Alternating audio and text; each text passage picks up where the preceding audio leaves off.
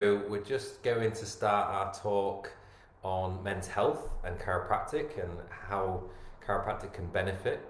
And some of the key areas we're kind of looking over is basically how men are terrible at coming forward and talking about their health.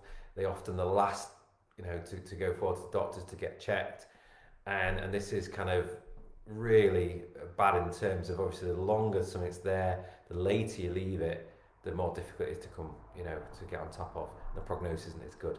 So that's with all aspects of health and fitness. So that's one of the areas.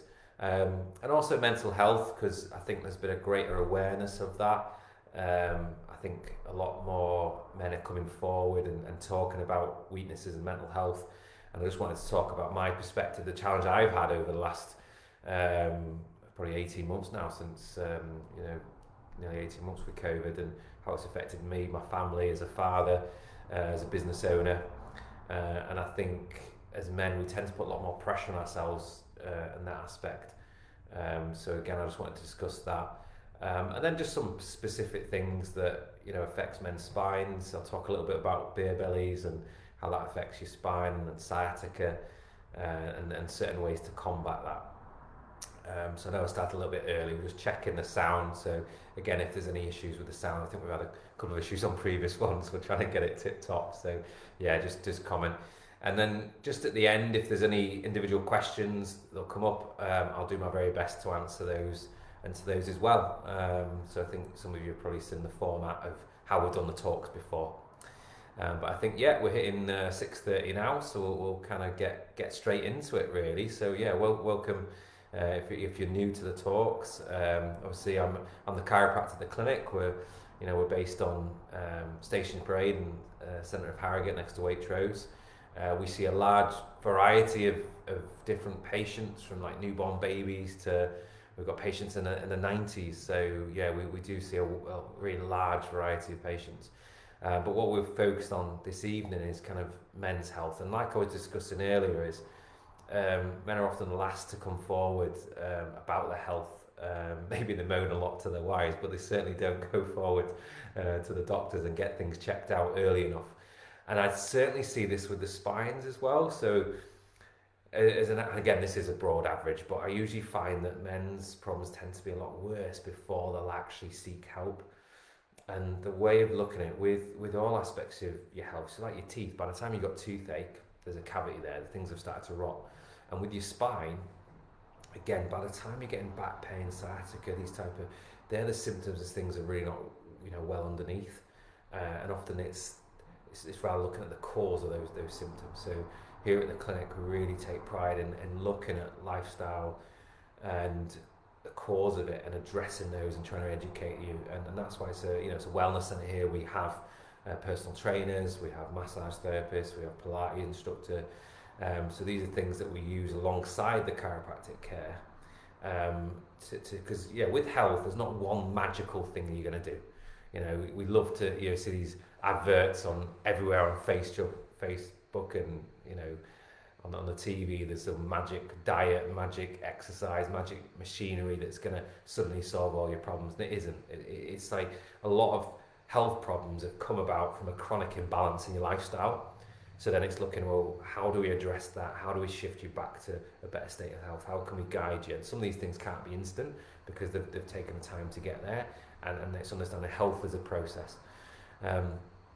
But yeah, certainly from, I said about the stress I've kind of had over this year, because I wanted to cover mental health, because I think that's actually is one of the number one cause, especially in young men, of death, through suicide. And it's certainly something that's not talked about enough. And interestingly, a lot of other challenges with men's health can be related back to stress, and what the pressure we tend to put ourselves. And I certainly found, when the pandemic first hit and the clinic was closed, and it was that panic as, oh, how am I going to help, provide for my family? Could I lose the business? Would I be fulfilling my role as a man? It's quite old-fashioned, but I think underneath we have that kind of innate drive to do that, to provide for our families. There is a certain pressure there, I feel. Again, self-made pressure. And certainly my mood and the way I kind of address stress like that is I want to attack it, and it was a point where I couldn't, so it was a little bit helpless, where there was not much I could do to change the situation. I wasn't in control of what the government was doing, what the virus was doing, how our society was changing, but I felt I had to do something. So I think neurologically, when as a chiropractor, what I'm looking at is what was changing internally with me was certainly those stress hormones went through the roof. So we're kind of hardwired. The human genome, I think I've discussed it before, is changed by 0.02% in 40,000 years. So we're hardwired to be hunter-gatherers. So when we feel threatened, it's usually because we feel something's attacking us. So we straight away release something from our brain. There's a gland called the pituitary gland that releases cortisol. That has a knock-on effect on lots of other glands in the body. So you start to produce from the adrenal glands more adrenaline, the pancreas produces more insulin. So it's this cascade effect where your body wants to react, it wants to fight something off. So, and again, I definitely can recognise with that, but there was nothing to fight. So these stress hormones were building up internally, and as I say, your blood pressure goes up, your heart rate goes up. Again, straight away you can think of certain diseases, again more common in men, like heart disease, heart attacks, stroke. So all these things that can be related to stress and diseases. Now, again, other things like increased insulin production, linked with type 2 diabetes. Also, from a behavioural standpoint, when we do become chronically stressed, we then crave all the wrong things. So I'm going to talk about beer belly. It'll be hard to recreate for me, but yeah, we'll talk about how it works to a spine. But interestingly, we want to drink more when we're stressed. Certainly when I felt stressed, coming home and grabbing a beer, opening a bottle of wine, and then you think, oh, I feel better because you're decreasing those stress. But what you're doing is you're putting sugar in, which is your brain is telling you we need to create more and more stress hormones to keep fighting things off. Now you can't sustain that. So like I say, it leads to high blood pressure, high heart rate, high cholesterol, diabetes. So there's lots of different things that leads to. But what it also creates is when you haven't got enough cortisol, enough stress hormones in your body, you then start to rob other hormones. So the body starts to take things like serotonin, dopamine, and these are the feel-good kind of chemicals in the system that with mood and behaviour that really impact those. So you start robbing those to create more stress hormones. So again, short term, that's not a problem, but when we do that over days, weeks, months, sometimes years, this really creates quite a big hormone imbalance. Now with hormones, they all interact together. So if you change one hormone in the body, it has that cascade effect to other hormones. Now again, watching the TV at the moment, it's kind of embarrassing with my son. Every other advert is about erectile dysfunction. There's just suddenly been a surge in like the media about this.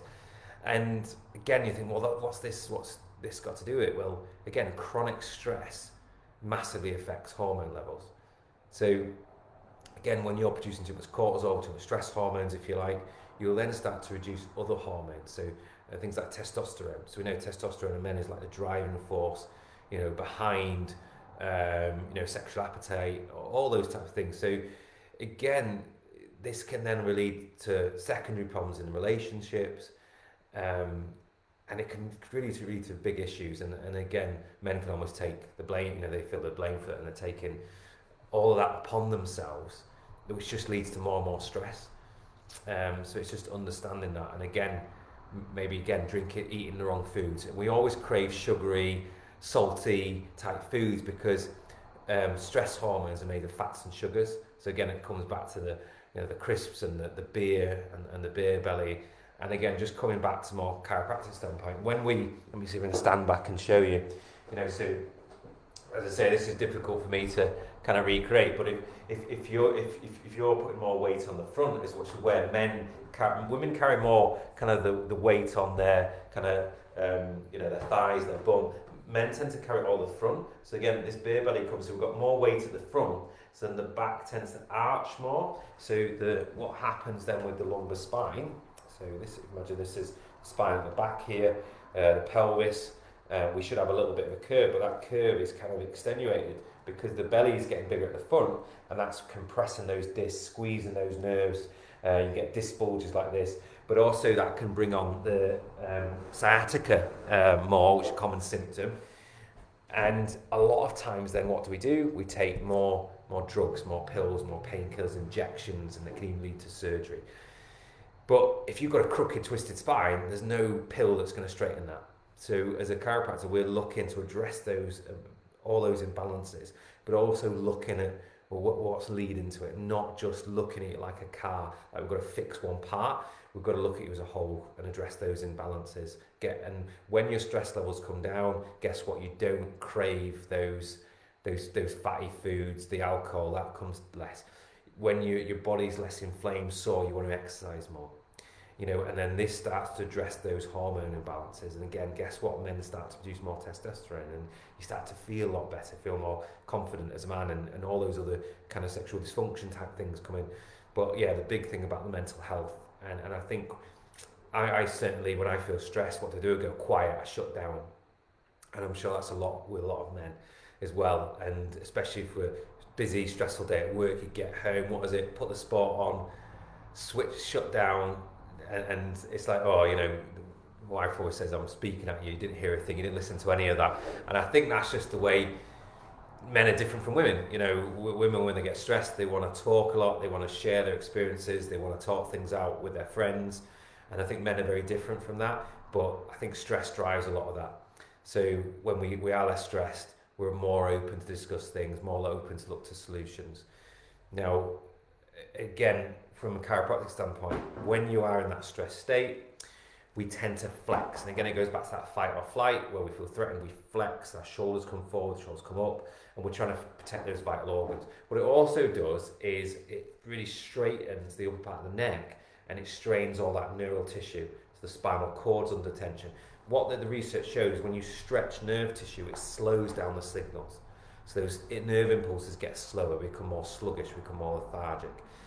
And the upper part of the neck is also where the cranial nerves live, and they supply, everything in the head. And one of the key nerves is the vagus nerve. So again, like that, we've got the sympathetics and the parasympathetics. So we tend to find that you down-regulate the parasympathetic, which is like the brake. So think of your sympathetics, your fight or flight, your accelerator, and then your parasympathetics, your brake, slows things down. So often when patients come in and they get adjusted, they really notice that their nervous system starts to calm down. A lot of it is starting to reduce the curve, get the slack into the nervous system, and that helps to stimulate that vagus nerve, and we get better. And this vagus nerve we call rest, relaxation, healing, repair. That's involved in that. Because again, when you've got that fight or flight, what happens is you're not worrying about digestion. You're not going to, so you shut down the energy there. You're not going to fight off a tiger with a white blood cell. So again, that down regulates as well. So we find all these things, digestion, things like IBS, stomach ulcers. These are all connected to that chronic stress state. So again, we often find when people start care, they're in a chronic state of stress. We start to balance the nervous system. The nervous system shifts from that sympathetic fight or flight dominance to the parasympathetic side. Their digestion gets better, their energy gets better, their sleep quality gets better, the digestion improves, the immune function improves. Because we're just, we're not chiropractic doesn't treat those issues. What we're trying to do is get your body back into homeostasis, back into balance. And when you understand that the most important organ in the body is this one here, your brain, and it controls and regulates everything through the nervous system, the spine. If your spine is twisted, distorted, out of alignment, under stress, it affects how clear and connected those signals are getting through to your body. So again, when we've got a clearer, connected, healthier nervous system, your body adapts to stress better. So we've always got stress in our environment, whether it's physical, emotional, chemical, it's always there, and it's your nervous system that learns to adapt and control that and work around it. The healthier nervous system is, the better your ability to cope and adapt to those stresses around you. So we can't take those stresses away, but we're helping your body adapt and cope with those a lot easier, a lot better. So that's the one thing I really want to get across is, there's no quick fix with this, like you say. There's no magic pill. It's the adverts on kind of erectile dysfunction keep telling you there isn't a magic thing that's going to change all of this. It's a lifestyle issue, and it's looking at, well, how do I shift back to better health, better state of balance? So again, we're here to guide you, help you which areas of your life are more out of balance, whether it's nutrition, whether it's exercise, whether it's kind of stress neurologically. And then once we get you healthy, is to keep you well. You know, there isn't, like I say, there's no magic switch that you flick. You've got to, a lot of these things you've got to keep doing. You can't fix your spine, you can't fix your back, you can't, same way you can't fix your teeth, you take care of it, you look after it. If you do that, it's going to stay healthy. With your spine, again, a lot of people on this, and again, busy men, drivers, they want it fixed straight away, you know, and it's an inconvenience for health. You can't look at it like that. If you don't find time, to, you know, for your health, for your wellness, you better find time to be sick and diseased. So it's you know, coming to a chiropractor, you know, people see it as like, oh, it takes too long, it, you know, costs money. You know, don't think of it as expense or an inconvenience. Think of it as an investment in your long-term health and your quality of life. You know, because I was saying about the stress I had with, you know, my business, probably nowhere near as bad as a lot of people. I know a lot of people have lost their businesses, lost their homes through this. Luckily, quite quickly, we were able to get back into it. And actually, I spent a lot of more time with my family. You know, my son and my daughter, and we went out and exercised. We doing a lot of sport together. And I was so glad that, you know, I'm in my 40s now, and my son started rugby, and I'm able to run around and play rugby with him, and you know, I can sprint and kick a ball and twist, and I know there's a lot of like patients we see even younger than myself, but they're really struggling with that. So again, you want to see like investing in yourself is not just for you and selfish. It's like the difference for your family and the relationship of your family with your wife, and you know, how's my mood, you know, and again, it's amazing when we do reassessments with people and we ask people the changes, and so many people say, you know, their mood, their attitude's better, you know, they're not, you know, so focused and so driven, and they're actually seeing the bigger picture. And I think when you see that, you know, all these like kind of financial stress and things like that, you put them, you know, you can't get rid of them as such, but you prioritize things, and you realize what's really important. And often it's too late. You know, a lot of people, you know, especially with men, you know, the first sign could be a heart attack, you know, or like you say, even more tragic is, you know, committing suicide. So I think we've got to, as men, learn to talk a bit more, learn to ask for help, and guidance. I think, you know, we can learn a lot from the women, our wives, that, you know, they talk a lot more, and they ask for help earlier, you know, and they're happy to go to appointments at doctors, which we hate to do. You know, you know, we still see men like they want to book in to see me, but their wife's calling for them on the phone, which again makes me laugh, because you know, they're so used to not doing anything medical or anything about their health, and you know, that's what the woman does, the wife does, or the mum does. So I think we've got to step up and take more action, and realise that, you know, we've got a huge role to play, and again, set an example. So hopefully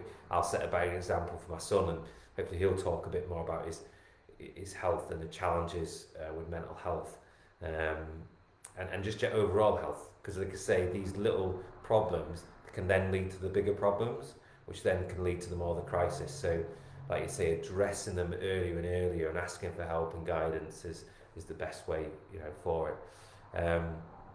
So again, I don't see any comments at the moment in terms of exercises in particular. You know, I was talking a little bit about men. We tend to put more weight on our tummies, and this overarching.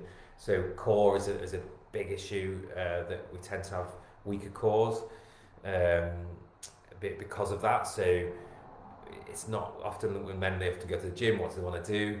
It's bicep curls, chest press, you know, all the heavy attack weights, all the things you can see. Well, actually, it's the muscles you can't see that are most important in protecting your spine.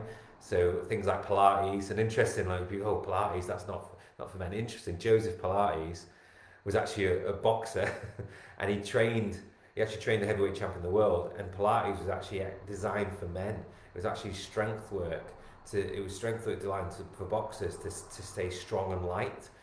And that's how it was kind of started off in, even he's from the Bronx in New York, so you couldn't get like a more manly type, what's seen as a manly type, um, example of how you'd think of as men in exercise. That's where it started, was in New York Bronx, training heavyweight boxers to get stronger.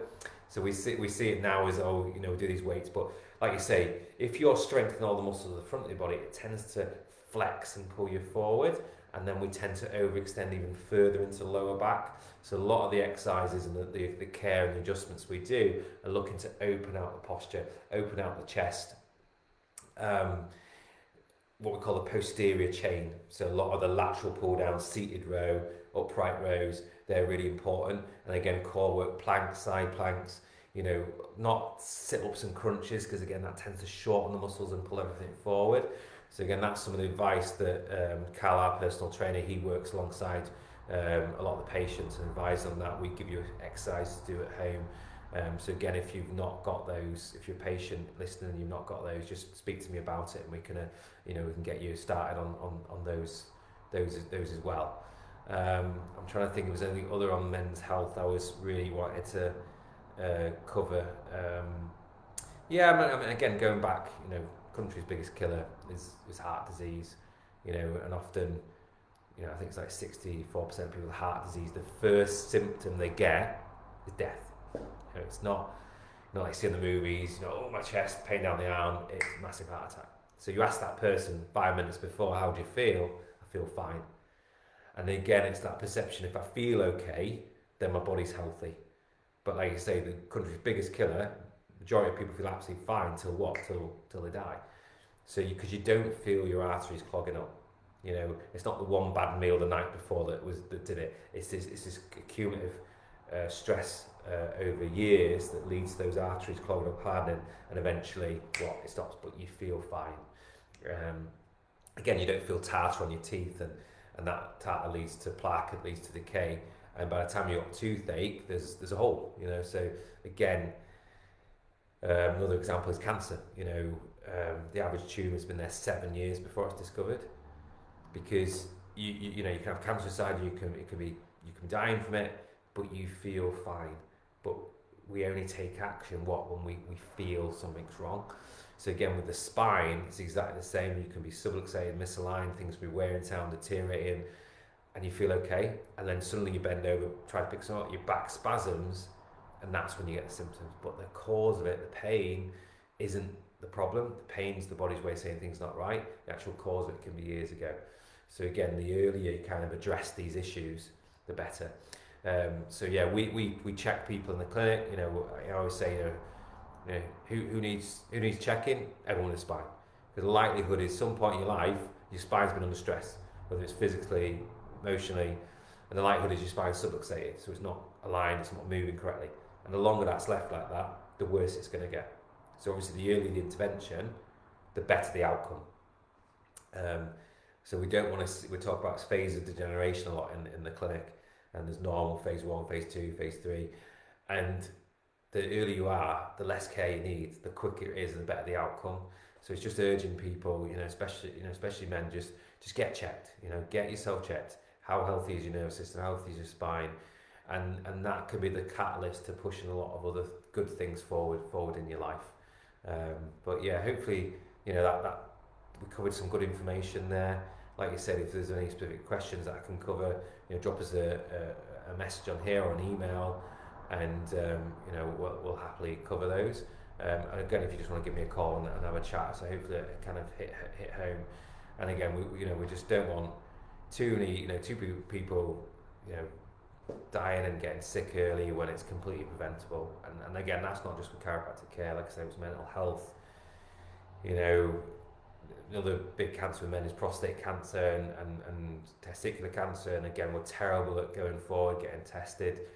So it's just understanding that, we've got to, trying to do it when it's, once the horse is bolted, it's very difficult, and the outcome's not great. So we've just got to learn to act earlier, to talk earlier, to seek help. So again, hopefully that was covered some good areas for you, and will be helpful. And as I said, take care, look after each other, and yeah, we look forward to seeing you in the clinic soon. Bye.